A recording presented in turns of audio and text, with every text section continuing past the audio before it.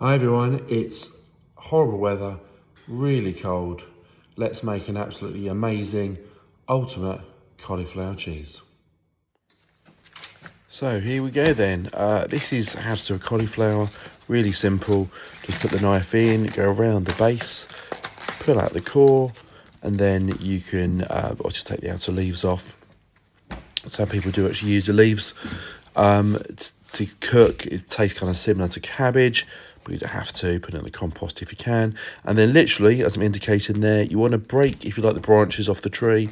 And then what will happen is you will have a nice pile of cauliflower. You can eat the core, but it's a little bit tough. So generally you would just eat the florets. All right, so peel those all off.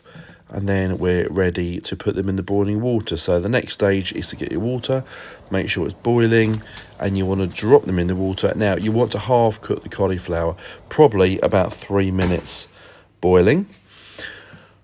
I've done some spinach because this is ultimate and we want a different flavour. You don't have to put spinach. If you notice, I'm also using a roasting tin. You could use any tin, a loaf tin. You can use a Pyrex dish, whatever works for you. So just put the cauliflower on top. You could, of course, use broccoli as well, or a mixture if you want to. Okay, now the white sauce. You'll see on YouTube often, or on videos, that people tell you to do a roux, which is the flour and the butter, and then you add the milk slowly. You can do that, but you know what? If you just put it all in together, the result is exactly the same. So put all three things, so the flour, the butter, and the milk, and you whisk it over a high heat. You must whisk it all the time, and as you'll see, you get a lovely, thick, lump-free sauce. Now we're going to add our flavourings. Salt and pepper, really important. We then add some mustard. You don't have to do that if mustard's not your thing. You can't really taste it, but just adds a nice kind of background savoury flavour. Put some cheese in. You want decent strong cheese so you can actually taste it. And then we give it a little stir. Now notice we're doing it off the heat. Do not put it on the heat. I know it's tempting to, but if you do, what happens is the cheese gets really oily and it can separate out and not be very pleasant. All right, so make sure you always put the cheese in a cheese sauce off the heat. It doesn't need to go on the heat again at all.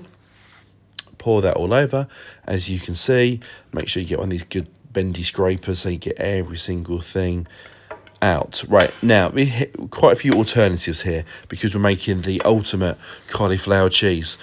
As you're going to see, I'm going to put some breadcrumbs on in a minute, but actually the cheese you put in the sauce could be not necessarily cheddar. If you're out for blue cheese, or you put really any kind of cheese at all if you wanted to, and that's why on one post I put about putting cheese in the freezer. Any cheese works, but it needs to have a bit of punch.